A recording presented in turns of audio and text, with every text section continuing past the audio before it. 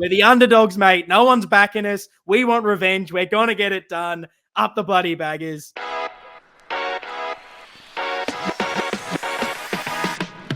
Hello and welcome to the Navy Blue Corner. I'm Ian, joined as always by my good mate Lockie, and we are finally here after a long wait. The season is finally upon us. We're only days away from our first official game of the season against the Brisbane Lions at the Gabba.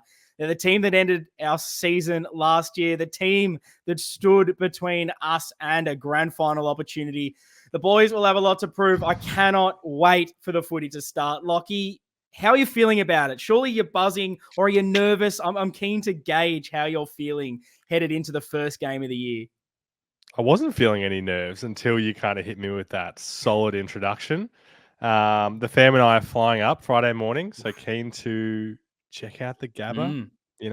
6 months on from, these times that we're talking about that we're going to put behind us and start the season off with a win.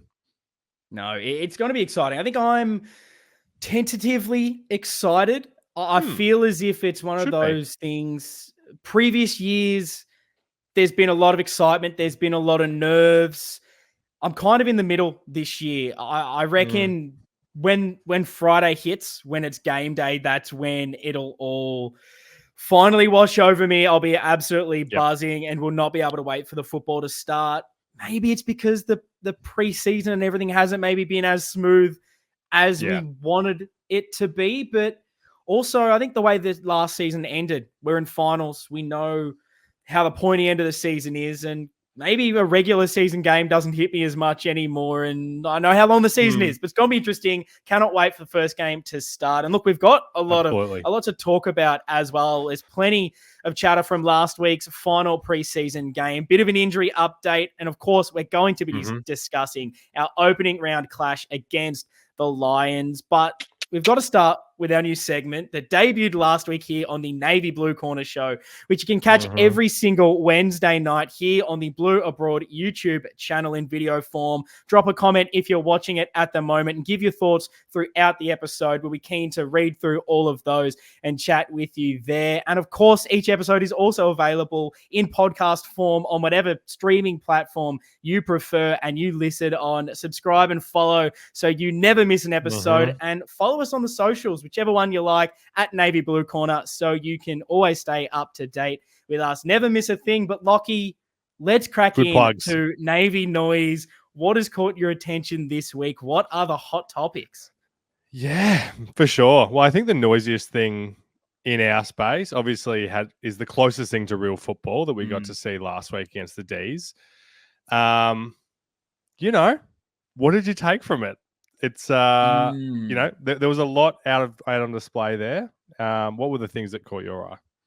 Yeah, it definitely wasn't the greatest dress rehearsal for a season. It felt very much as if it was a preseason game. I'm not sure how serious we were taking it compared to the opposition. And look, we're going to dive well and truly deep into how much does preseason matter? How prepared are we going into the season? That's going to be in a later segment, so stay tuned for that. We're going to dive deep into that one, but we're kind of just going to cover a bit more of the surface area in the key takeaways. And I think for me, one of the main ones, which was a key talking point throughout last season, was at the start of preseason. It's kind of still there, maybe disappointingly, and that's probably around transition, particularly from D50. We didn't sort of move the ball well again, and it's frustrating probably when you see Melbourne and the ease at which and the pace at which they moved the ball through us, to see us not be able to do the same thing. We weren't moving the ball through the corridor a lot. It really took until that second half for us to finally get a bit of run and carry through there. I think, it's hard to know how much to draw from a preseason game like we touched on last week, but I think regardless, I think I would have liked to have seen it not be as much of an issue in those preseason games to get me a bit more excited for Brisbane. What were your thoughts on the transition game? Yeah, it was the thing that stood out the most to me as well. I think when I was watching, this was a pretty, I don't know about you, I found myself getting pretty frustrated throughout this whole game. And I think the transition was one of the big things. I can't remember the last time I felt so, I had such little confidence in the back half. Like just every time that we had the ball moving forward, I don't know. It was just so unconvincing. Yeah. And I think that can be a combination of the game style and the different personnel that are down there. But yeah, it wasn't a pretty sight for me. I think we'll really know what it's like when we finally play Brisbane, because as I think we spoke about it to a great degree last episode in just what are they actually trying to get out of the game, and were they just trying different things? Maybe there was a situation where it was, okay, let's put ourselves in some average-ish positions and let's see if we can get out of it by moving it slow, by passing it, or whether we need to go through the corridor. And maybe they were trying a few different things, seeing if we could kick the ball out, or whether we needed to do that run and gun style. Not sure. Hard to judge. Let's hope that improves. What else did you kind of take away from that game? I mean, it's so funny, like how much Harry is just like living rent free in the minds of us as Carlton supporters, and then just the rest of the media. Like it just felt like every time he goes near the ball, we're just like hyper fixated on what he does. What did you make of his game? Thought he was our best, to be honest, which is, I feel like it's not even a controversial thing to say. I don't have the stats in front of me, which you hopefully won't get that too much throughout the season. But for a preseason game, I was not bothering to look at that. But I think he kicked 3 goals. In, mate. He took a lot of clunks. He was great in the air, moving around the ground. Looked good in the ruck as well when he went in there, which is an interesting part of the discussion as well headed into the season. And really, that's all I really want to see from Harry is him looking confident. And I felt like that when he was around the ball, that he wanted it, he wanted to win it, and the drop punt was looking pretty good. It's such a contrasting thing that you come out of that game, and because he misses like one kick and it was a really bad average kick, that's all everyone's focusing on. And I'm at that point where I don't really care what the outside noise is. People are going to wait. They're going to wait for him to miss one, and that will be the headline. And because regardless, it's going to drive the clicks. People are going to debate it. People are going to say things. And I spoke to some of my mates this week, and none of them are Carlton supporters. And they're all going, gee, surely you boys are going to have to trade Harry. Does even play the exact same first round? And I'm going like, you guys clearly don't understand football if you don't think Harry Mackay is a good footballer. And that's just the insane narrative that the media's kind of drilled into people who don't watch things week in, week out. They go, oh, well, he missed one, so he must be horrific. Contrasting that to Bailey Fritsch, who the last 2 games I've seen from him, both times we've played against them, the last 2 times, he's missed every single opportunity he's had, has barely nailed one. Have you heard a whisper about that Bailey Fritsch has lost his mojo and can't kick in front of goal? I've heard nothing, but I thought it was much worse. I have the exact same scenario with my mates too, and I can be guilty of that sometimes too. You know, catching on to narratives that aren't Carlton based, because I am so focused on what Carlton do. So, like, I can understand people getting drawn in, but it's just so dumb that it's the mainstream sports media that are the ones ticking that in, which makes these more casual fans, you know, that's how they view it. Which, if you watch this game, and I don't know if many non-Carlton or Melbourne supporters would have sat through this game, but there was so much to like from what he did. Yeah. So it's looking good, and I'm liking getting up the ground. I don't know. Yes. It's feeding into, I don't know, this positive cycle, I feel. We've needed something, and he's still got a lot of work to do to get to that stage where I'm super confident with him being that second on-field ruckman, but I just want to see him keep building on it. You see, Danaher be able to do that for Brisbane, and what that does for the rest of the team.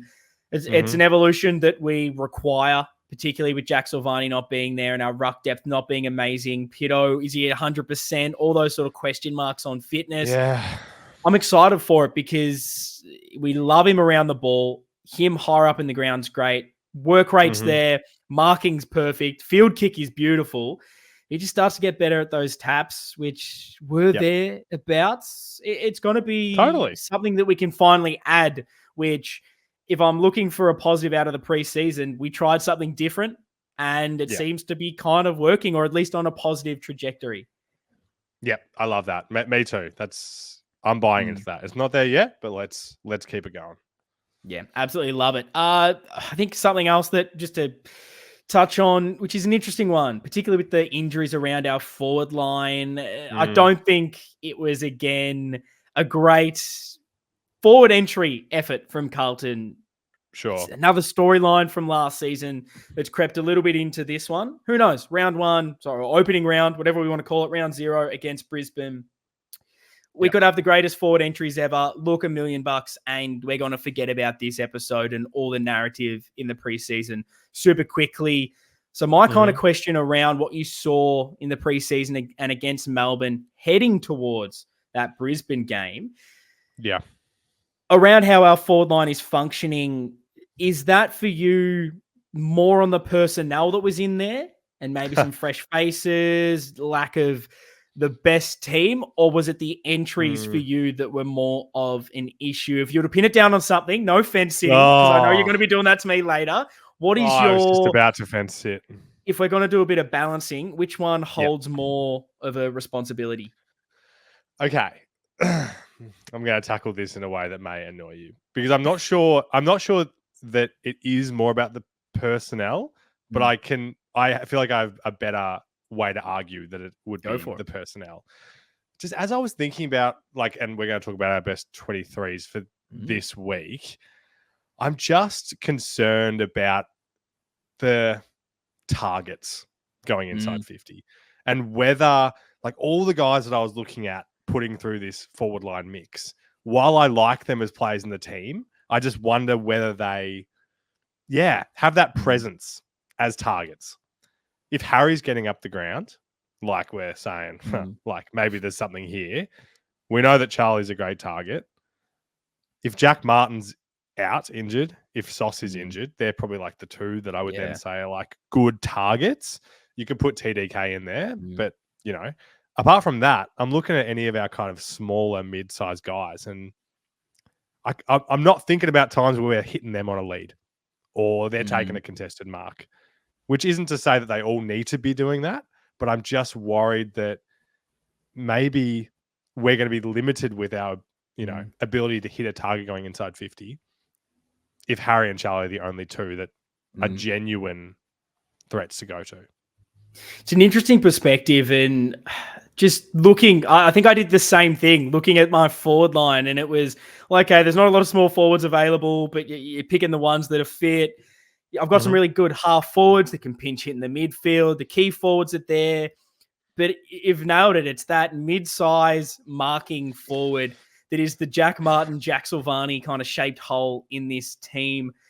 Is Ashton Moyer, do you bring him in? And I will get into discussion a bit later, but do we bring a guy like him in for structure purposes rather than maybe he's ready to play that role? Because I agree, it looked as if we weren't hitting up the key tools, there wasn't a lot else. And maybe when Jack Silvani went down, I was a little bit too positive on that we could sort of cover a lot of everything else, because I don't think I maybe saw him as nailed on walk-up starter. And so I thought, okay, we can deal with it. Seeing us without Jack Martin as well, I really am starting to think that forward line needs something else to be able to function. And maybe that is a Matty Owies if he's fit, because we know he can take a mark overhead. And can he fill a bit more of that lead-up role? It's an interesting one. I'm not sure how you guys feel. I mean, let us know what you think of the forward line at the moment, the structure, the personnel in the comments. And if you're listening in podcast form, head over to the socials at Navy Blue Corner. I really want to get a bit of a gauge on how people are feeling about the forward line, because, a lot of it was the entries. They were either too shallow or too high and deep, which Melbourne are one of the best structured defensive teams in the AFL. May and Lever were just cutting off everything because we weren't giving our forwards the best looks. But that was something as well in end of last season, particularly in finals. We weren't being able to hit up Charlie and Harry super well if you're going to look at it quite negatively. So I'm just fingers crossed that isn't something that carries into the actual season, because we've got the two best key forwards in the game. We need to be making sure that those guys have room to move, and we're taking advantage of that massive advantage that we have over other people, other teams. Yeah. Exactly right. And I think a discussion that leads into this too is about the rucks. Because like I said, TDK is a guy that I look at if I'm like, all right, who else can we put down there as being a target? You know, you can have your opinions on whether you like having the three tools down there at once or not. I'm keen to hear your thoughts on Pitt in his very limited game time. And I guess has your perspective on that changed throughout the preseason on the whole Pitt TDK combo? I mean, look, judging off what we saw with one preseason game, if you're going to overreact, it's that Pitto's not playing because he was horrific. Gorn gave him an absolute bath. And when the ball hit the ground, it was all the issues we've seen and talked of Pitto for a while. I don't think I'm going to get sucked in just yet. Spoiler for my team, I've got Pitto in there to start with because I just don't trust Harry just yet against a guy like Oscar McInerney in particular, coming up against a really strong ruckman. He's one of the better in the competition. And size-wise, I'm not sure it's the best matchup for a Deconing to solo ruck the whole time with Harry as well. Until we maybe get the matchup right, until I see enough of what else we can offer, then I think I'm just going to have to run with the two. But yeah, how many times are you going to come up against a Max Gorn having the bloody best game he's ever played in his career? It's not often. Wasn't he unbelievable? It was good. Yeah, totally agree. I'm in complete agreement. I don't see. It just would give me even less confidence in our forward line if it meant that TDK is going to be doing the majority of the rucking at this stage. I'd need to see more of that forward line working. If it is TDK and Harry as the second guy, other guys are going to have to stand up and be threats in that forward line before I'm convinced that Pitt can go out, unfortunately. Yeah, but it does, on the opposite end, it does open up a position for something else. So if we do need more players rotating through the midfield or potentially in that forward line, do we find that this round is the one that we need to experiment a little bit more with some injuries? It'll be interesting to find out. Sure.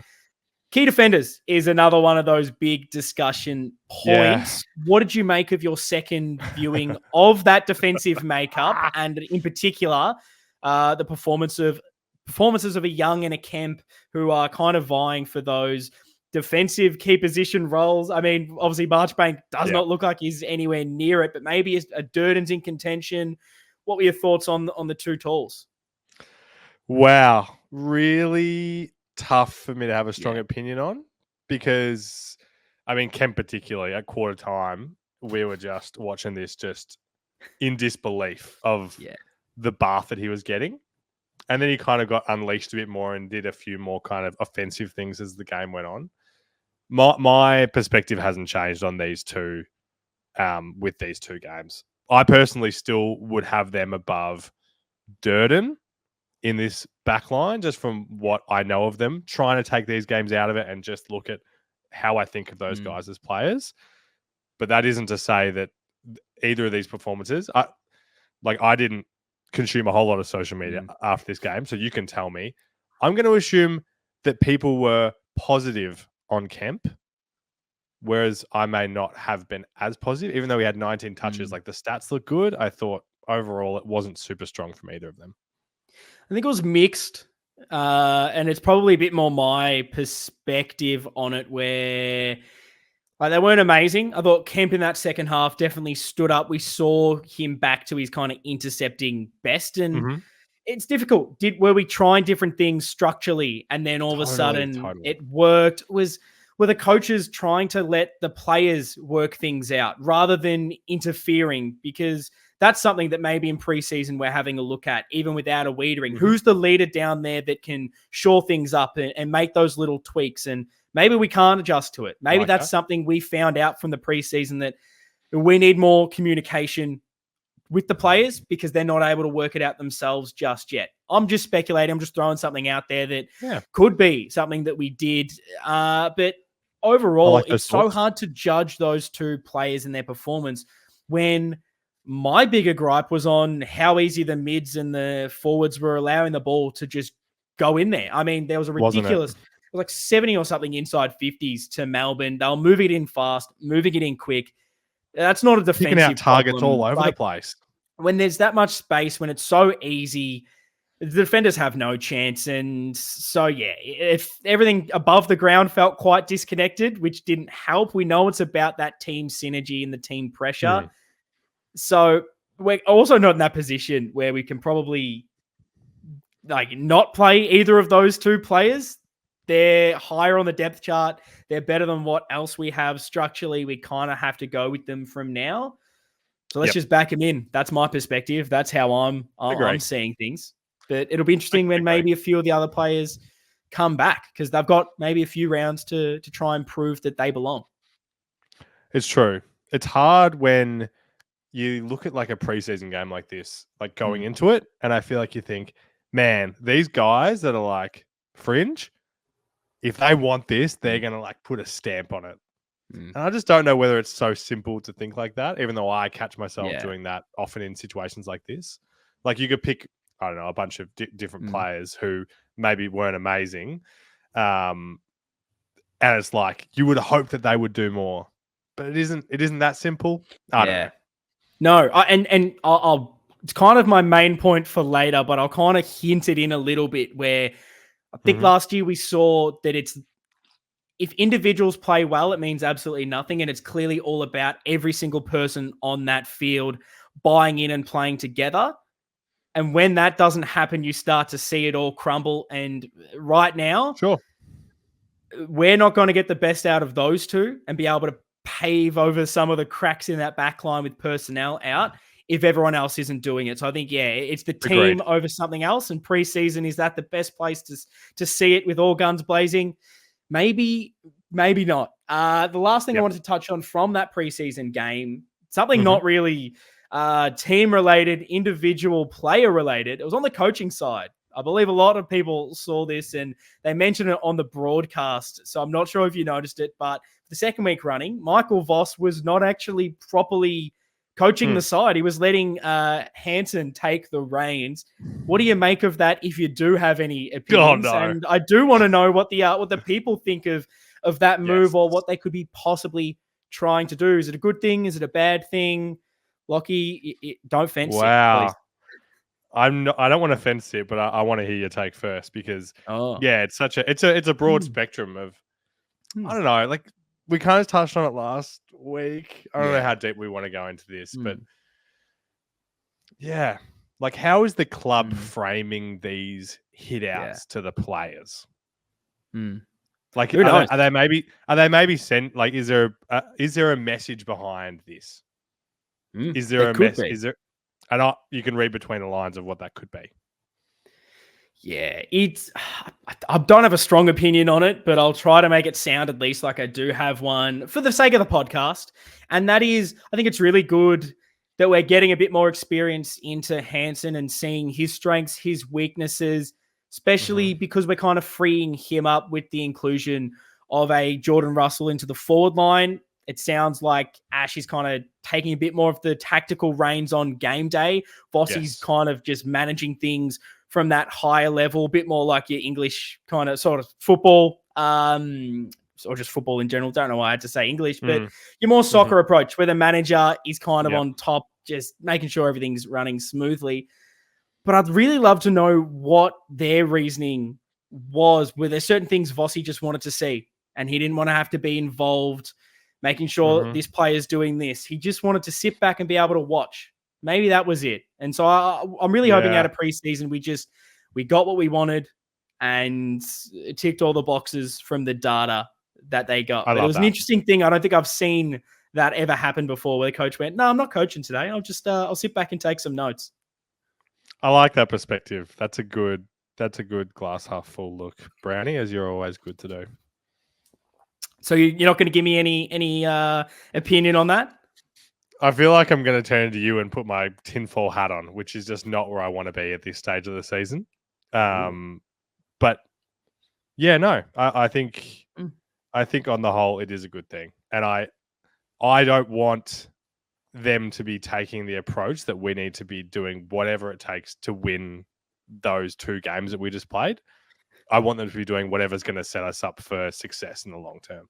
So if they think that that's that, then I back it in 100%. I got to ask, though, is your tinfoil hat that Michael Voss purposely made sure he had no fingerprints on that performance? Because a lot of the chat has been that Hansen's the mastermind, and he's gone, see what happens when I'm not in charge, boys. This is dog shit. I need to be the coach. See what I bring to the team? Is that what you're thinking? Not at all. Not at all. It popped into my head, I guess. There was whispers last year about Hansen potentially going elsewhere if there was a head coaching position available. So I thought maybe this is just part of his kind of development. That's more of a negative look. I like your stance on it better. We'll see. Well, it's a wait and see. Well, you heard it here first. The other kind of, I guess, Navy noise that's gone around the place. Went big on it last week. A bit more of just an update if anything has changed. That's on the injury front. Fortunately, Motlop hurt his toe. It is jarred, and that is a 1 to 2 week injury. God, we can't keep everyone out on the field. Such an unlucky way to do it. To hope people will do their hardest to try and blame that on Russell, but you can't really do anything on that one. Walshy, they've ruled out for this game, and the round 1 against Richmond said after the bye they'll kind of go back to it, but the official word indefinite is quite ominous. They're not a word you want to see regardless of the context. Marchbank, similar with this mystery illness. We don't know what's going on. There's no information, but indefinite as well. Another one after the bye. No real update on Jack Martin. It's the same as usual. But Durden and Owies are available. So out goes Motlop, and we get 2 for the price of 1, which is maybe not the greatest trade. We want Motlop out there. But hey, to get 2 guys to choose from is never the worst thing. So with those players out and the building injury list that we've got, are you concerned with us not having that full strength list to choose from at the start of the season? And how else do you think that something like that and the preparation impacts our year? Yeah, I'm definitely concerned. It feels like the way that we would want to go into a season if we were wanting to challenge for the premiership was that all our best players would be available. And it's all very circumstantial and case by case with those names you went down. Martin and Marchbank, we love those boys. We accept that as random as these injuries are for them, we just can't ever expect that they're going to be fully healthy ever again. I don't think. I think that's unreasonable for these guys. It's who they've been basically their entire time at Carlton. It's not good. I agree with you. I think that heading into the season, particularly against Brisbane, it's such a big opposition, and then round 1 against Richmond, regardless of their form, it's just such a big occasion, and you want to put your best foot forward. Last year, we went undefeated in the first 4 rounds, fell off after that, but banking those wins early still count for such a big amount. And looking at the fixture that we've got, there's so many winnable games there. And you want to almost be able to put down that marker as you build into your form, build into the season. So, it's always frustrating when you're starting to go, okay, made finals last year, made a prelim. Next couple of years are our window. To win a premiership, you've got to be healthy. I know a game of football hasn't been played yet. These guys could all be good after round 4 or something and not miss a game for the rest of the year. And we're not even worried about the preseason injuries. But it's not an ideal start because you want to just hit the ground running and you want to be positive going into the season. And all these little negative things that come out, they just really dull that hot start to the year. So that's probably the frustrating thing to me. But you just got to see it as an opportunity. Is this where a Young gets his form back? Is this where Kemp grows from the learning experience? Totally. There's so many different little narratives you can throw out there. Just the small forwards with Motlop missing. Does just Durden or always get to put down a marker and make themselves harder to kick out of the team? We're going to have to find different avenues to do things. It's not the ideal scenario for that because it's out of our control. We're more forced to do it and reacting to it. Who knows? Maybe we unearth a gem by having to shift someone's role slightly. stranger things have happened if I'm taking, again, that positive look on things. Oh, which why you're not? spot on. We want to win the flag. We want to have a good year, get excited for the first game. Why not try to be positive for now? Exactly right. And I mean, I feel like I talk about this all the time, but if this was the scenario that we were going into the season with 4 years ago or 5 years ago, I feel like we'd be looking at the guys that are coming in to replace these injured guys and being like, fuck, like, I do not have confidence with them. We're going to go through our best 23s later. I still look at all 23 of these guys and go, guns. I'm still happy with what we're able to put on the park. It's enough talent to win games of football. Last on the injuries, are you concerned at all with, I guess, the lack of information regarding probably Walsh and Marchbank in particular? They've thrown out the indefinite timeline. They haven't said anything on Marchbank, what the illness is. And it's that difficult thing we always talk about. I don't want to go ridiculously nitpicky on the communication, but is it cause for concern that they're not even letting us know that things are looking positive, that anything's happening? We're just getting zero information. Does that frustrate you at all? No, it doesn't frustrate me at all. We went deeper into it last week. I just don't. Yeah, it just doesn't faze me, that kind of communication. Like, the communication side doesn't faze me. Am I worried about it? Of course. I'm worried about these blokes when they're fully healthy. I'm worried about Zach Williams is perfectly healthy going to this game. I'm going to be worried about him. Like, that's a separate thing to the communication. I'm always kind of worried about these players and getting them healthy. The club letting me know that they're now 2 weeks away instead of 2.5 weeks away doesn't faze me at all. Yeah, no, it's interesting. I think we definitely have differing views on this one, which is good to have. Finally, we disagree on something. Who would you? Yeah, I just want more clarity. It doesn't have to. You don't have to tell me what Marchbank has, but I don't know. I don't like this just saying, "Oh, we'll look at it after the bye." Just say we're not taking a no nonsense approach. There's this issue, blah blah blah. Therefore, we're going to wait until after the bye and give them that extra week because we have the bye. Well, they don't say anything. That's my difference. My difference is they're not prefacing. But you didn't say anything just then. What was that? What added to that?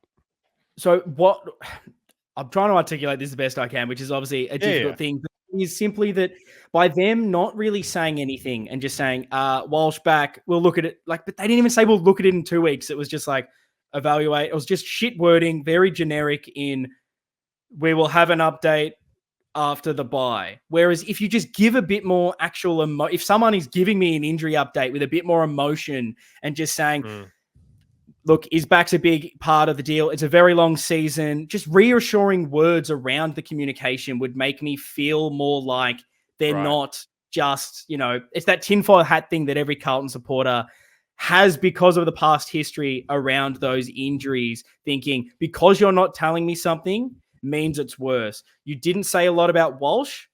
You made it seem like he was ready for round 1. Now it's round 3. Now it's round 2. Now it's round 4. Like, I don't know. Am I going to trust you in 2 weeks' time because you haven't reassured me that this is going well? I think that's kind of my area. I just want them to word things a little bit better to the fans so that we actually can feel like we can trust them, because it feels a bit more blind faith with the lack of information. Yeah, I do understand where you're coming from. Like, I'm trying again to understand like what exactly they could say that isn't just dancing around it. Like, I can imagine Ash Hansen standing there for 5 minutes and talking for 1 minute on each of them. And I can imagine him just not really actually adding anything, but saying all these things like, yeah, it is progressing well, which doesn't actually really mean anything. Like, I can't imagine what they would add that would give me more faith. And all they're doing is setting themselves up for failure if they go, Walshy, instead of saying we're going to reevaluate round 2, say he'll be back round 3. Because we know what bodies are like. If then he's not available round 3, we're like, well, why did you tell us round 3 then? And they're like, but I think you can indefinite. I think you can still say we're reevaluating, but there's a better way to word it that psychologically, almost like weirdly like a placebo kind of effect, just makes me feel more reassured. And I think it's the bluntness. No, but it's the blunt. Like, this is the thing. We're passionate. We're all nutcases. Like, we read into every little thing. And if you don't give us clearer wording and a little bit of reassurance, like, we're going to expect the worst for these things. And when you don't get information, you assume it's because they don't want to tell us. So just give us something. Like, say, like, he hasn't hit his KPIs yet that he needs to get back into it. He's back into the running, but needs to be into the contact stuff for at least a week of training or 2 weeks of training. He's just come off back surgery last year. He's running and the soreness is getting better, but we just don't feel he's ready to get into the contact. So look, we're just going to give it 2 weeks, let it settle, no rush, because we've got that extra week. Mm-hmm. You just saying that compared to saying nothing, like 2 weeks, we'll have a look. Like, I feel like people would be more on board because the current wording is clearly getting, you see by the blowback, it's getting people not on side with how injuries are reported. People are getting frustrated when they don't receive the information they feel like as members they should be getting, I guess, is my kind of argument around it. But it's an interesting discussion. We always seem to have a similar kind of chatter. Yeah, no, I like it. And I don't totally respect your view on it. My feeling is if they did exactly what you just asked, people still aren't going to be happy. And maybe you'll be happy, but others, you can never, satisfy. You can't please everyone. No. Nope. I agree with that. Before we get into the big one, which is the media meltdown, that will be the big next segment. We had a massive one last week talking about the injuries. I've just got to give an absolute shout out. We've got to talk about this competition again, Lockie. It is the Carlton Cheer Squad footy tipping competition, because we spoke about this previously. We're in it last year. We had an absolute stinker.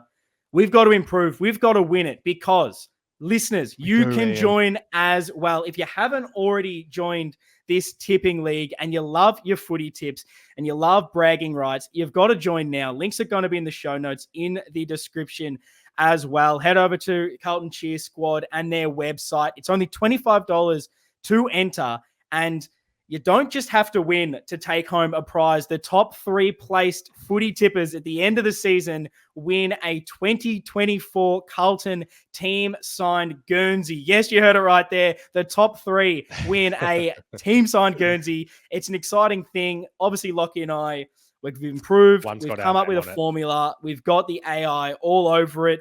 This year, we know we've got the algorithm. We're going to get it done. So that means there's 2 available for you guys.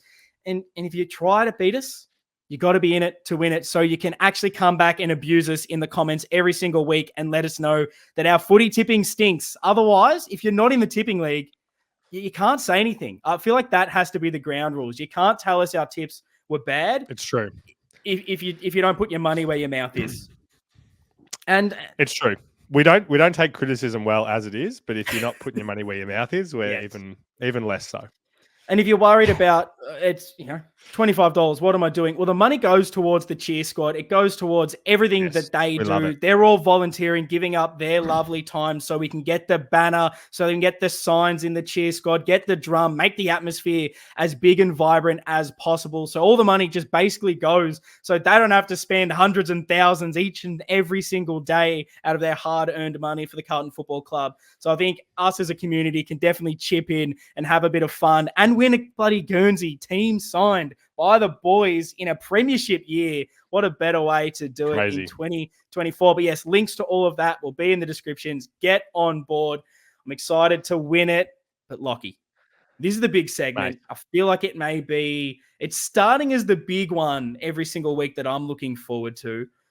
It's the media meltdown. This is where we find the hottest and most polarizing topic that either the media in the actual AFL media are going nuts over, whether it's on the socials, from the fans, whatever is taking hold over the community. And we're going to try our hardest to have a bit more of a balanced view, a voice of reason to it all, and break down the discussion. And this week it is around kind of pre-season. There's been a lot of blowback to our form, how we've maybe approached things, and is that the best way to do it? So I want to ask you, straight out. How Yes. important is preseason form to you? It's a great question. And it's so hard to have takes on this after the 2 weeks that we've had. But I think if we put ourselves back a month ago in February, we'd be sitting here saying we don't necessarily think that the performances in the preseason games are important, but it's a good way of kind of affirming things that we hope are going to be there. I think that's the way that I tried to look at it. If we're like, we think that, or we're hoping that this thing's going to change, and then we see it, we're over the moon. It's just so hard not to get caught up in the win-loss. It is. And it's the odd thing. I feel like I don't really take as much of the win-loss. It's more little things in the performance that I want to see, whether that's trying something new and seeing it work, or a problem from last season, seeing it, this is a bit more positive. There's something to get excited about. Probably the bad part of this preseason, we didn't really have that. I don't know. Fantasia didn't kick 10 goals in both games total. We didn't have that real excitement. Holy shit, look at this player. Look at this one aspect of our game.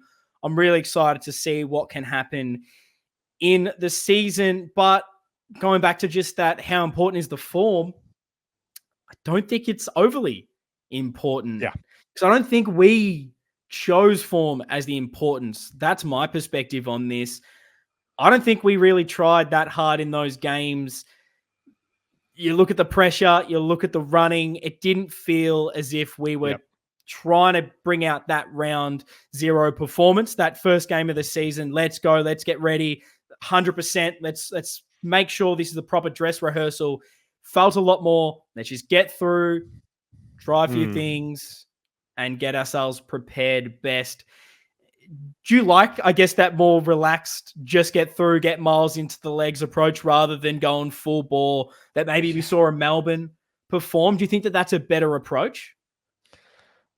Definitely, because it speaks so much to our past experiences, I think, as fans of watching Carlton, and getting swept up in really positive preseason performance, which I just think is probably something that weaker teams sometimes want to do. And kind of focus on making those statements, which just isn't where we're at. And it's hard for me to know whether I 100% believe that, or whether, like I said, I'm just being caught up in our current situation and always trying to be optimistic, you know? Feels weirdly somewhat similar to last year, where that preseason game against Sydney was horrific, and you're like, horrible. Okay, let's just brush that off as preseason, see how it is. And then because we weren't amazing to start the year, we got the wins, but we weren't playing good footy. You can easily look back and say that that was the wrong approach. But I don't know.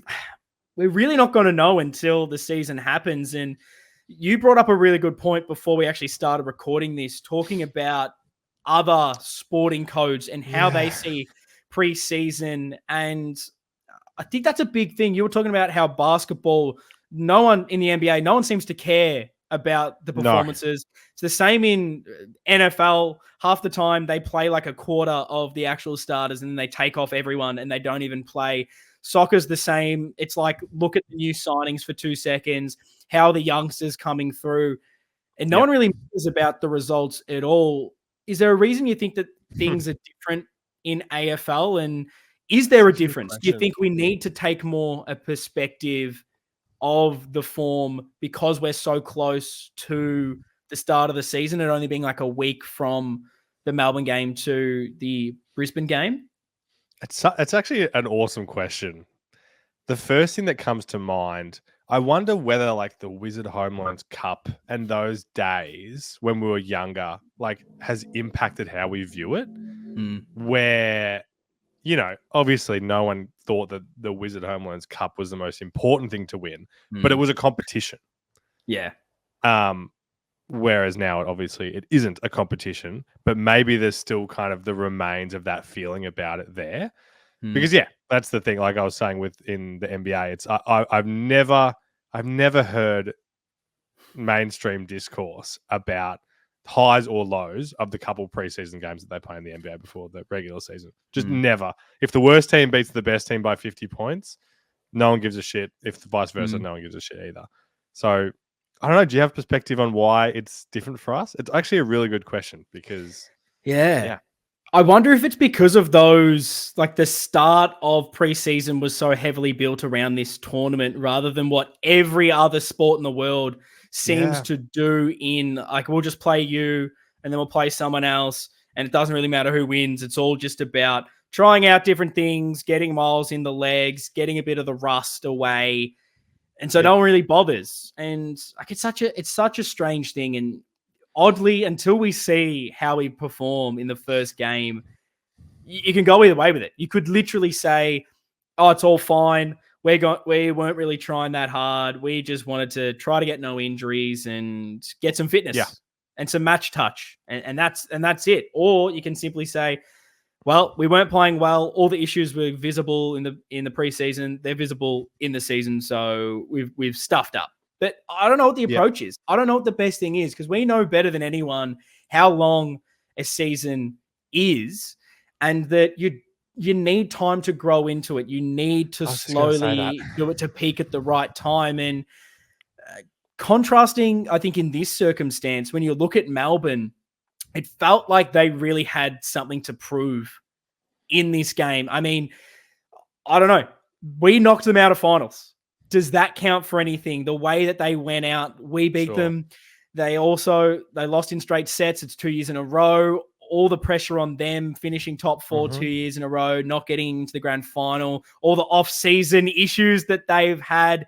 Was there something in them where they had to go out there and prove it? They had to make a statement and show we're ready, we're good to go, and get that positive spin for them.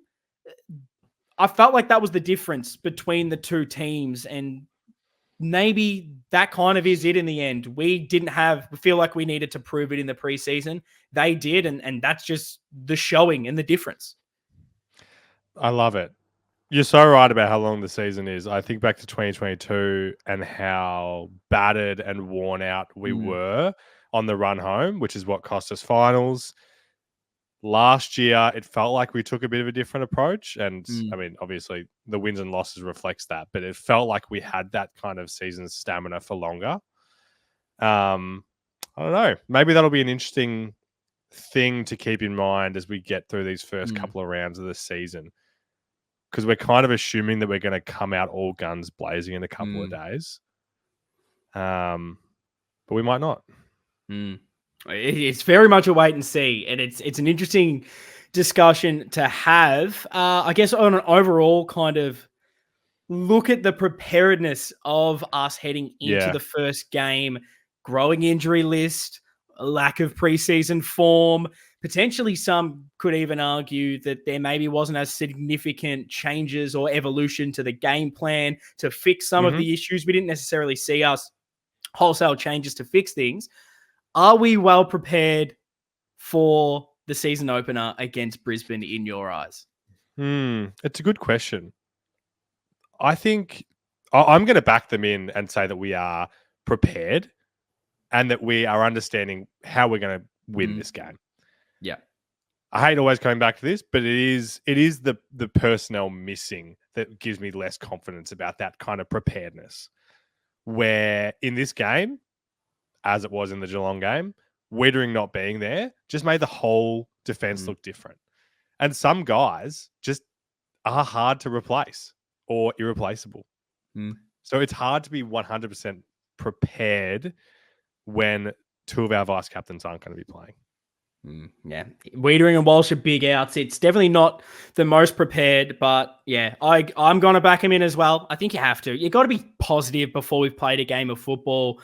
I feel like it's stupid not to. And then once everything turns to shit, if it does, then you can complain, then you can get angry. But until that happens, which is a massive hypothetical still at this point, don't get angry. Don't worry about it. And the big thing for me that I touched on earlier was I just hope that whatever we wanted out of preseason, that's what we got. We got the data. We tried things. I agree. And the fitness of those who aren't currently injured is at the point that we really wanted it to be. I think the good news is that a lot of the guys that have subsequently got injured, they got through that pre-Christmas, pre-New Year training loads, which are some of the most important for a preseason. And it may just take that little bit longer to get up to it. Like I listened a little bit to the Sam Doherty interview with Dan Gorringe, and it was great.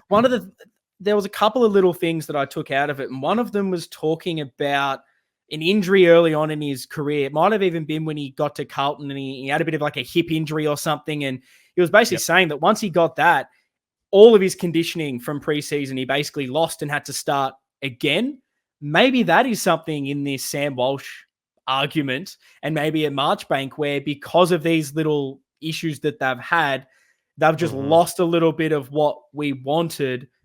And the fitness staff wanting us to peak at the right time, wanting us to manage correctly, trust that the rest of the group can get it done without them, and are taking that approach of, we just want to get these guys back to where they were. And unfortunately, that may just take an extra month to be cautious rather than rushing them back and us just not getting 100% Sam Walsh, us just battling through with an 80% instead, for an example. Totally. I like that line of thinking. I think there's truth in that. There's maybe something. My last sort of question on this is, it's probably where my maybe frustration, if I have one on the preseason, has stemmed from. Yeah. Did you see enough of maybe an evolution of the game plan? Do you think we tried enough different things from last year to overcome the problems or question marks you maybe had? Or does that maybe not even really matter in the context of preseason? Do some teams try not to show all their cards in the early preseason? Do you have much of an opinion around maybe not seeing as much of a step up, I guess, in what we saw from last season? It is a good question.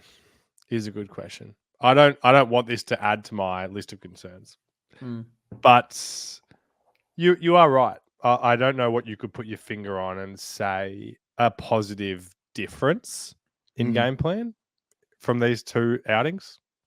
What were the things that what for you would you have seen and gone, okay, that's better? Well, weirdly, it was watching, and it's, again, I'm not trying to jump too much into this is definitive of anything, but like if I was a Melbourne supporter, I would have been quite excited seeing, we've got Cozzy Pickett in centre bounces, and we're looking at what he can do around the ball. We're throwing Salem in there as well. We're trying to get a bit more pace around the ball, trying a few different new things and an evolution around that.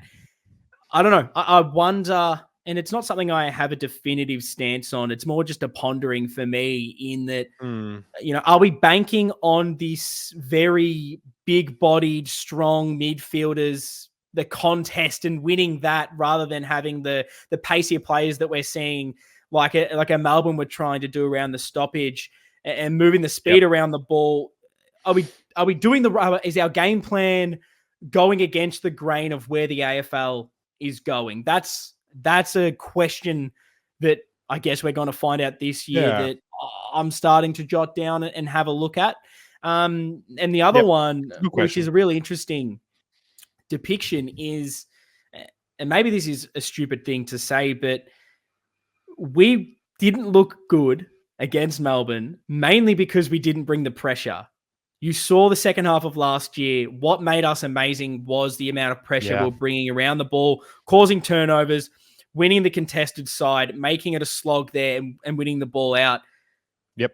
Are you worried that we're too reliant on having to have this manic pressure, every single person fighting and scrapping, compared to maybe having other elements of our game that can take over, so it's not as work rate and contested, physically taxing, I guess, is the way I'm trying to phrase that. Totally. It's a good question. I'm just not an expert enough into those different strengths of game style. Like I understand that Like I've heard that in different parts of the media over the last week, like that Mm. over reliance on that, and not us not being strong enough at punishing off turnover. Mm. Yeah. I like it's neither here nor there for me right Mm. now, because our best footy was doing that last year. Mm. I don't know if I can comment on whether we can sustain that or not, because maybe there's a Mm. world where we can, and everyone was wrong. Yeah, I mean, you want to look at it on the positive side. It's maybe Voss, maybe we're right. Maybe we're headed towards where football should be headed, compared to this manic handball chain, just absolutely run through the opposition without a care. And we're going a bit more of the defensive, build from the defense, a lot more structured side of things, heavy contested. We're going to find out. I like that there's at least some contrasting styles in the AFL from a few teams. They're doing different things. And maybe it does come down to personnel that we're not seeing everything that we have. We're not seeing the transition because of Zach Williams isn't out there. The forward line because of Jack Martin and a few others not being 100%. Maybe they have sorted half these issues out, but we just haven't seen it yet because they want to do it in the real season. Or maybe we're just dependent on some personnel. It's going to be interesting to find out. Before we jump into the blueprint to victory, which is us talking about the upcoming match, what we want to see, getting into our team selection as well. Want to throw this out to the listeners. Asked you guys on Twitter, on Instagram to send in some questions, and we're trying to do questions somewhat similar, but we're going even heavier this year, where it basically is putting one of us in the hot seat. Whoever's asking the questions gets to really grill the other one, where the person answering has to give a definitive answer, no fence sitting. It's not a seat you maybe want to be in, but it's one we're forcing ourselves to be in. Lockie, what were the incredible questions that we had from the listeners this week? Look, we've spouted on for longer than I thought we would about the in our first two segments. So I'm going to pick my favorite two from, that have been sent to us at Navy Blue Corner on Twitter. And I do like these couple. From Michael C. Madden. And he's kind of phrased this in a way that he's not going to force you to get off the fence. So you'll just give an opinion on this one. How would we look with Mitch McGovern playing forward, using a 3 front attack, then bring in Sam Durden to cover him in the back line? I've heard this floated by someone in the media. Said this. Someone was like, maybe they need McGovern to go down there or something. And Mackay centre half back, TDK centre half back. Move them all around. Personally, that idea I hate. Probably, if I have a strong stance, it's on this. If we're getting rid of our best defender, who is Wiedering because of an injury right now, and we can't play him. Our second best is Mitch McGovern. We don't have a Marchbank to cover. If we were fully fit, maybe you could try something. But right now is definitely not the time for me to try it at all. I don't think that would be the smart option. We need him down in defense. Plus, we've seen him down forward. I think he's a way better defender. And how often have we said our defense is like the best part of the ground? I don't think we need to change that. I think he just... I don't know. I haven't seen McGovern work with those two well enough in playing a bit smaller as that third. It seemed like it was too clunky. I reckon we just abandon that, and McGovern's a key defender, and we just don't have that conversation. Why is you arguing against it making me more into it? Let's forget about this week. Let's forget about this week and think about in 10 weeks' time. So let's say, and maybe it isn't even McGovern that we focus on here. We've got Harry and Charlie as our key pillars up forward. Yes. TDK number 1 ruck, with Harry doing some of the second stuff. Let's say we get there. Yep. Wiedering obviously is locked on as our number 1 key forward. Is there a world where out of Kemp, McGovern, and Marchbank, 2 of them are back and 1 is that third tall forward? Yeah, I mean, never say never. I don't want to see it. Based off what I've witnessed from Kemp, I don't think he has it to be a forward. I like him in defense. He's young. Keep him developing there. Marchbank, no, just keep him in the defense. And I think McGovern's best football has been there. He's too inconsistent in the forward line. I don't. If I'm saying Mitch McGovern is all Australian like last year, it's shot for this. Why am I taking my best players out of their best positions? I reckon there's something else we can do. I don't think it works. I don't think we need that down there. Don't mess things up because you start to chuck him forward and then he loses confidence or it's a different position. I don't know. It's true. It's true. If he's not training there, not for me personally. I agree. I do agree. I'm just being a devil's advocate. But the only reason that I'm curious at all is just wondering whether he's a different guy to who he was when he came to the club and whether maybe there's something there. But the second question that we have, Brad Nickel 17. The prelim was lost in the second quarter when McInerney dominated Pito and then their mids got on top.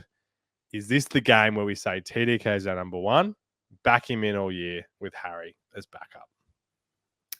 Don't think so. I don't think just yet. I reckon... You don't think so? Or no? No. I'll say no. I'll be definitive. You saw in the other finals against Max Gawn how well Pitt and TDK work together. We need the physicality for me right now against a guy like McInerney. And until it doesn't look like it's working and until Harry really proves to me that he's ready to go, I think I like the two. I think it gets the best out of De Koning. It allows the flex of De Koning forward that we saw in that Melbourne semi-final as well. Goes down, kicks a few goals. You can't really do that if he's having to solo ruck. Yeah, I think the best our midfield can work right now is by rotating the ruck with the guys that we have that are our best and, backing that in and rotating some midfield around. Does Hollands get a bit more of a go? Cunningham, why not? Try things this game and see what happens with a few plays like a Walshy not playing. Segues nicely into the blueprint. It is. Let's get into the blueprint to victory. And we're going to start with some team selection. Lockie, let me know and run me through who you're selecting in the 23, sub included, and explain to me why you've chosen those. And then I'll give mine. And I mean, if you're watching this right now on Blue Abroad, firstly, if you're not subscribed, make sure you press that subscribe button for not only just us every single week, but the incredible work that everyone on this channel does. There's so much every single day. It's your one-stop bloody Carlton shop if you want it to be that. It is incredible. But yeah, drop in the comments right now. Who is your team? I want to know. But Lockie, who is yours? I'd be baffled if we were that similar with the guys available this week. But for me, I've got Young, Kemp and McGovern as my tools down back with Williams, Newman and Sard. Akers and Hollands on the wings. Cripps, Chera, Doherty, midfield with Pito in the ruck. Yep. And then forward, we got Harry and Charlie with TDK as well. Owies, Fantasia, and Fogg are my three that I've just got starting on the field. Bit arbitrary, the on-field versus not.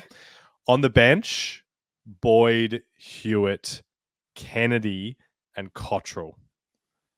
And I'm going Cunners as my super sub. I believe I was trying to jot that down, and it turns out I cannot write that fast at all. But I believe I thought they'd be so similar that you'd just be able to be like, "Where's the difference?" We've got only one difference here because I've basically gone the exact same in every bloody position. I don't know if I even need to read mine out. Camp Young, Newman, Williams, Gov, Sard, with Boyd on my bench to rattle out the defense. Yep. Akers, Hollands on the wing, Cripps in the middle, De Koning, Chera, Hewitt as my mids. I've got Pito as well on the bench to cover that. Also got Doherty rotating through on my bench. A forward line is Cunningham is my difference. I've got him on field starting with Harry, Cottrell, Owies, Charlie, and Orazio. And then Fogarty is my last bench spot. And I'm fence sitting slightly. I don't know if I can decide between my two subs right now. I have Kennedy or Chincotta. And my first thought was, I want Cunningham in there to be something different with the midfield over a Matty Kennedy. I think we've seen Kennedy, Cripps, Hewitt not necessarily work. Kennedy's not a straight replacement for Walsh, so I don't love that. So I like Cunningham. I think his preseason form, he's been one of our better players, can string that high half forward, mid forward connection together. So I like him out there. And he can run through the midfield a little bit, which I think can add to him this year with a Hollands. But yeah, does Kennedy need to be on the bench, on the sub, for the sake of, if the midfield isn't working, we've got an extra guy to go through there. We know if the forward line, he can be that kind of marking option. It's not amazing, but it's probably the best we currently have. The other person was obviously Chincotta as this other person to throw up for a sub, mainly because I'm not sure Williams gets through the whole game. But is that the smart thing to do? Do you have a guy as the sub with the thought in mind, halfway through the last quarter, we sub out Williams when, I don't know, anyone could get injured, anything could happen, and now you're stuck with another half back? I don't know. Yeah. What are your thoughts on why you had, I guess, Kenny over Cunners and why you wanted him as the sub? I didn't put a whole stack of thinking into it. Mainly, I'm trying to not get, I don't know, the fact that we haven't seen Kennedy in the preseason, I don't want to lose kind of how valuable he was to us last season pre-injury. Yeah. Like that injury, it took him out of our really good run. He was there for the first few games of that. I'm looking at that again now. And then he kind of couldn't get back in. And then he came back in for the last 2 games. Weird role against Melbourne. Hardly played against Brisbane. I don't want that to cloud over what I think Kennedy is, which is still a really good player. And Cunningham just feels a bit better as a sub to me. Like if it's like bring someone on at 3/4 time to have a really impactful last quarter, I have more faith in Cunningham to do that, I reckon. No, and Cunningham I actually didn't love maybe him in the preseason as much as you. Like I don't know. There was something about it. I want more. Yeah, I want more as well. I just liked from him that compared to a few others, I thought his ball use stood out when we weren't using the ball well by hand in the handball chains. The kicking wasn't amazing. I just see him streaming into forward 50. I trust him to deliver it on a dime to our key forwards, whereas maybe a few others I don't. Without Motlop in there and Martin, I just want better users around, better flexibility to go into the midfield, to push out. And I think Cunningham allows me to do that a little bit more than a Matty Kennedy. But yeah, I think I want Kennedy as my sub I feel like you can change a bit more up with him. But I mean, so similar. It's insane how close we've gotten. Could have been a little bit more interesting if we had more players to choose from. Why did you go always over a Durden? Is probably my last question on the team. That's an interesting one. I think that's just the runs on the board, I guess. Yeah. I mean, this is kind of the opposite of my opinion on Kennedy, which is just contradicting myself. But what I always was able to do in the second half of last season when we weren't necessarily seeing Durds all the time, I've just got him slightly higher in the pecking order at the moment. Yeah. I mean, and it's insane that out of all the small forwards, the most in form and fit small forward is somehow Orazio Fantasia, which if you told me that before, like at the start of preseason, I would have laughed at you. That is insane. So yeah, we love Orazio. Can't wait to see what he can do. We do. And speaking of not being able to wait to see the game, Lockie, what do you want to see? What are your big things? What's your blueprint to victory? Do you have any wild predictions? Do you have any key milestones, KPIs that you want to see performed? What are you after from this game, other than obviously the win? And drop yours right now in the comments on YouTube if you're watching this in video form. If you're listening to this podcast form, head over to the socials at Navy Blue Corner. Let us know everything we've asked so far. Give us your answer, particularly this one. What do you want to see from the game? It's all about confidence for me in this one. I want to see us going out there and playing like we are one of the best teams in the league. Yeah. And I don't want us going into our shell. I don't want us not being able to take risk. That's what I want to see. I want to see us playing like, we belong on the big stage like we did in finals last year. If we go into our shell and we play it safe and we lose that way, I'm not going to be a happy chap in 7 days' time. No, I really like that response. I think that's a really good one to kick off the season. Hopefully mine can do it justice as well. Mine's basically, I want to see what we've learned from the prelim loss last year. If there's ever a game that you've probably overanalyzed more than any ever as a football club, surely it is the biggest game you've been in, the one that stopped you from getting that grand final opportunity. You've had all year, all off season to figure it out, to go over it and see what you need to do to go to the next level to beat a team like this. So I want to see what we've learned. Are we going to be put in a similar situation where Brisbane get the ascendancy in the contest? Can we find a way to change things and right the wrongs? I want to see how we react, and that for me is one of the big ones. And maybe that goes towards you, where we find out that we can step up and be confident to play the way that we want to. Yeah, 100%. Oh my God. Okay, now I'm officially keen. I don't know. I was wavering a bit after the Melbourne game, and now, holy shit, I'm ready to get there. I love it. Do you have any other little what you want to see, random predictions, anything else? I mean, just a couple of very specific things. Like I do hope that we see still some Harry rucking in this game. Yeah. Even if that's just isolated to some forward 50 stuff, I hope that we don't just put that away in this game. And the other thing, mate, it's going to be Fantasia's 100th game if he suits up. Get I love that you're still not early confident. Snag. First goal, put the house on it. No, I mean, I've got a somewhat similar one in that my other what do you want to see is I want a small forward to step up / us to find a way to make our forward line function with no Sauce, no Martin, no Motlop. The lack of that mid-size kind of player worries me a little bit. Someone step up. Someone do it, whether it's Owies, whether it's bloody Fantasia. I don't care who it is. Someone, Fogarty, kicks 4. Who knows? I just want to. I haven't been excited from a lot in the preseason that I can hang my hat on one or two things and go, wow, keen to see that in the following week. That was exciting. Loved every bit of that. I want to take something out of this game that isn't just the clear win we're going to get me pumped for that Richmond game at the G. It's what I want. And hopefully it's the small forwards. Wow. Wow. There's a lot in it. There is. Now, Lockie, because I've got you excited, I've got to immediately take you back down to earth. What is the biggest concern headed into 2024? Don't worry, we're not going to end on a negative. We've got the inverse of this to wrap this up, but we got to be critical. We've got to look at things from all perspectives. So what's that one concern that you have? My concern and then what I'm confident about are just really inverses of each other.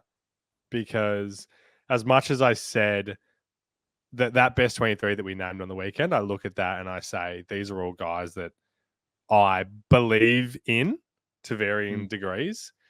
I'm just concerned about whether we're going to be able to cover the key missing players at the key stages of the season. Because if we can't, the path forward seems really hard. They don't have to stand up all season. Like Lewis Young we're not going to be relying on him to play 23 amazing games this season. Yeah. But these ones without Wiedering, step up. Yeah. You need to be healthy for most of the season if you want to be there deep at the end of the season. So I think that's a big one. Yeah, I kind of have two, but my main one I think is just ball movement, defensive transition. I don't want to see us for the whole season still have issues moving the ball when things aren't going our way. I know there's going to be stages in a game where teams are going to set up really well and it's going to be hard. I just don't want to see a full game where we're just doing the same thing and not able to overcome that, because feels like that was the big emphasis in the offseason for the second year in a row, trying to fix that. If that's again a problem at the end of the season, I don't know what you do then. Like, do you just keep trying different things until something works? Surely at some stage, something has to click. And then, my other one was just that little brief thing on if we aren't dominating the contest, like when Brisbane took the game over, winning it at the Source, do we have any other strings of our bow Yep. to take things forward and get it back on our terms? And maybe that is that defensive transition that can sort that out. Yeah, 100%. Oh, mate, if we can tick off all three of those, I don't think we're going to have any troubles. Yeah, so let's get excited. What are you most confident about headed into 2024? I know you kind of alluded to it, but I want it clear, succinct sentence. What are you most confident about? Well, I think in an incredibly overarching way, I'm just genuinely so confident that if we're healthy, we can beat anybody on any day. I love it. I love that optimism. And even the team that we've got out here that both of us have kind of selected out of those fit, that is still good enough to beat Brisbane. I don't want to hear this. I agree. 100% agree. Three-hit nonsense that, no one ever beats them up there, so who cares? No. Every single game matters. This matters a lot to start your season off, to right the wrongs of last season, finally tick off a win against Brisbane at the Gabba. Team's good enough. If we don't believe they're good enough, then how are they meant to do it? We want to win the flag. It starts now. That's how you do it. And my thing that I'm confident about is that regardless of what happens throughout the season, the ups and downs, I'm confident that these lads won't quit, that they will fight to the end regardless, tooth and nail. The passion's there, the hunger's there. I'm confident in that. And this game against Brisbane, it's a massive midfield battle. They've got some incredible half forwards to stop. They've got the key forwards there as well. They've got that fast transition. Those are the things to worry about. But I tell you right now, all the Brisbane fan channels, all of that, they're going to be confident like we're confident, but they're still going to be worrying about us. They're going to say, well, how do we stop Charlie? How do we stop Harry? They got Cripps, they got Chera, they got Sard. Williams now coming back. Of course, he's going to be firing. It goes both ways. Both teams can win this game. Both teams have got the weapons. Let's go out there and prove it. And that is basically surely got you up and about for the first game of the season. I'm pumped. And that's going to wrap up this episode here. Make sure you like and subscribe on YouTube to Blue Abroad if you're watching this. Follow wherever you listen to this on your streaming platform, and head over to the socials at Navy Blue Corner so you never miss a thing. You stay up to date with all things Navy Blue Corner. We will be back next week, every Wednesday night on Blue Abroad. We'll be releasing the podcast at the exact same time, and we're going to be talking about a massive, massive win against the Brisbane Lions. We're the underdogs, mate. No one's backing us. We want revenge. We're going to get it done. Up the bloody baggers. See you guys next time.